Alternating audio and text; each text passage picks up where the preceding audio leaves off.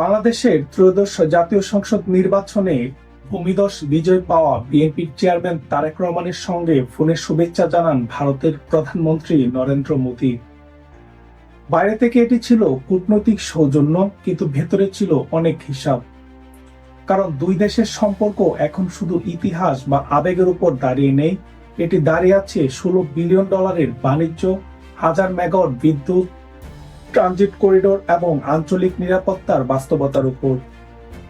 বাংলাদেশ ব্যাংকের রিজার্ভ কমে $30 বিলিয়ন নিচে নেমে আসার পর অর্থনৈতিক স্থিতিশীলতা আর আলাদা কোনো ইস্যু নয়, এটি সরাসরি পররাষ্ট্রনীতির অংশ। তাই প্রশ্ন উঠছে, ভারতের সাথে আমাদের সম্পর্ক 2026 থেকে 2030 এই সময়টা কি হবে? আবেগের রাজনীতি নাকি ঠান্ডা মাথার হিসাবি কূটনীতি?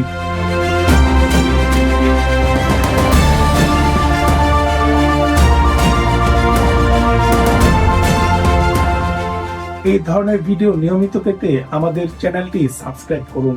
হিসাব বলছে প্রতিবেশী কোনো দেশের সাথে সম্পর্ক ভাঙা এত সহজ নয়। 2023 থেকে 2024 অর্থ বছরে ভারত থেকে বাংলাদেশের আমদানি প্রায় 13 থেকে 14 বিলিয়ন ডলার ছিল। বিপরীতে আমাদের রপ্তানি ছিল মাত্র 2 বিলিয়নের কিছু বেশি।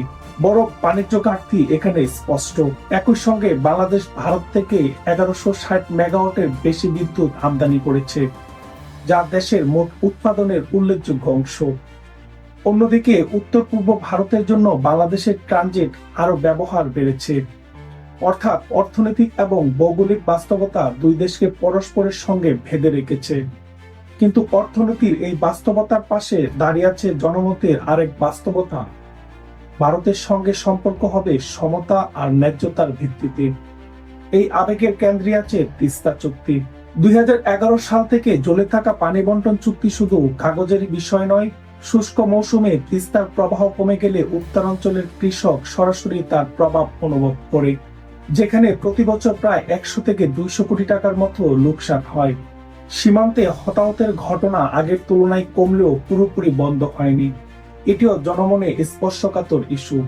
ফলে সরকারের সামনে দ্বৈত চ্যালেঞ্জ, একদিকে বাস্তববাদী সম্পর্ক ধরে রাখা, অন্যদিকে জাতীয় স্বার্থে দৃশ্যমান অগ্রগতি দেখানো। যদি 2027 সালের মধ্যে তিস্তা চুক্তি নিয়ে অন্তর্বর্তী কোনো কাঠামো দাঁড় করানো যায়, তবে সেটি হবে বড় রাজনৈতিক সাফল্য। আর যদি না হয়, তাহলে আবেগের রাজনীতি আরো তীব্র হতে পারে। এখানে বড় ফ্যাক্টর তরুণ প্রজন্ম। দেশের প্রায় 1/3 মানুষ 15 থেকে 35 বছর বয়সী। তারা সোশ্যাল মিডিয়া সক্রিয়, বৈশ্বিক রাজনীতি সম্পর্কে সচেতন এবং একমুখী নির্ভরতার বদলে ভারসাম্য দেখতে চায়। তারা ভারতের সঙ্গে সংযোগ ও বাণিজ্য চায়, কিন্তু একই সঙ্গে চীন, জাপান, যুক্তরাষ্ট্র সব পক্ষের বিনিয়োগও দেখতে চায়। এই মাল্টি অ্যালাইনমেন্ট মানসিকতা সরকারকে বাধ্য করবে কৌশলগত ভারসাম্য রক্ষা করতে।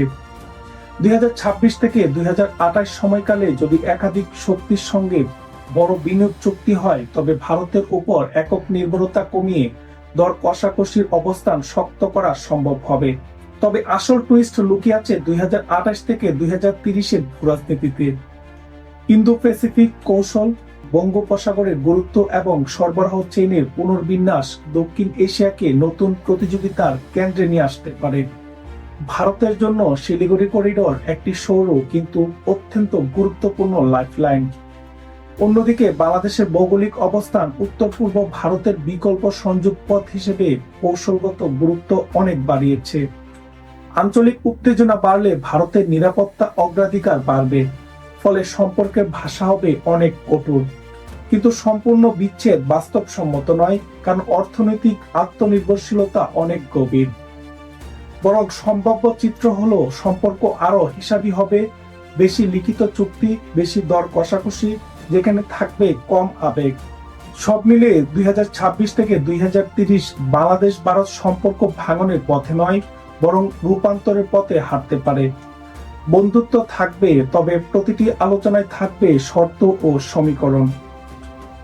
তিস্তা, সীমান্ত, বাণিজ্য ঘাটতি, সব ইস্যুই টেবিলে আসবে নতুন ভাষায়। প্রশ্ন কেবল একটা, এই সময়টা কি দুই দেশের জন্য নতুন সমঝোতার অধ্যায় হবে, নাকি পারস্পরিক সন্দেহের মধ্যে দিয়ে এক হিসাবি সহাবস্থান? উত্তর নির্ভর করবে দৃশ্যমান অগ্রগতি এবং কৌশলগত ভারসাম্যের উপর।